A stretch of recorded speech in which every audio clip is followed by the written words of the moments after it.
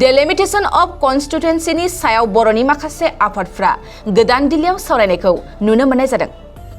बे समाव बिसायख'थि आय'गनि बियाब दाफामनायखौ लानानै बिटिआरनि गोबां आफादफ्रानो गोजोननाय गैया फोरमायनायखौ नोंथांमोना मिथिखादों आरो बेखौ लानानै गोबां दान्थे-बिदान्थे बाथ्रा सावरायनाय बाथ्रा बुंनायखौ नुनो मोनबोगासिनो दं।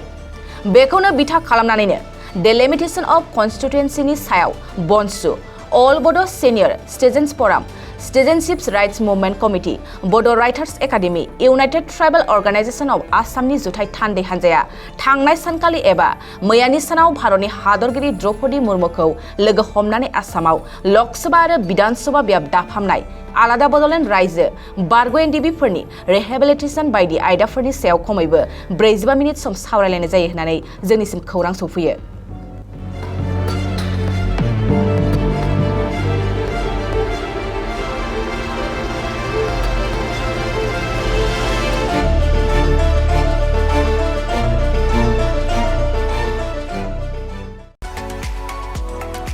नैरोजा 23-24 सोलोंथाइ बोसोरनि थाखाय गोदान मुं थिसननाय लानानै फैदों डन बस्क' डिग्री कलेज साफागुरिया।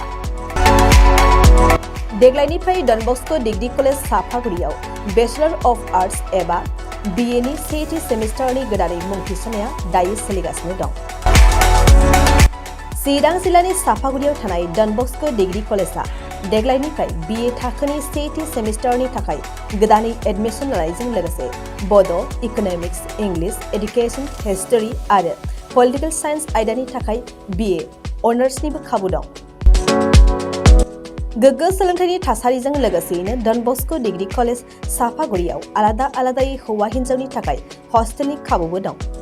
जुदि फरायसाफोरा डन बस्क' डिग्री कलेज साफागुरियाव BA सेथि सेमिस्टारनि थाखाय गोदानै एडमिशन लानायनि सायाव आबुं बाथ्राखौ मिन्थिनोब्ला नैबे मबाइल नम्बर 9365551959 आव थोंजों सुला लानो हागोन।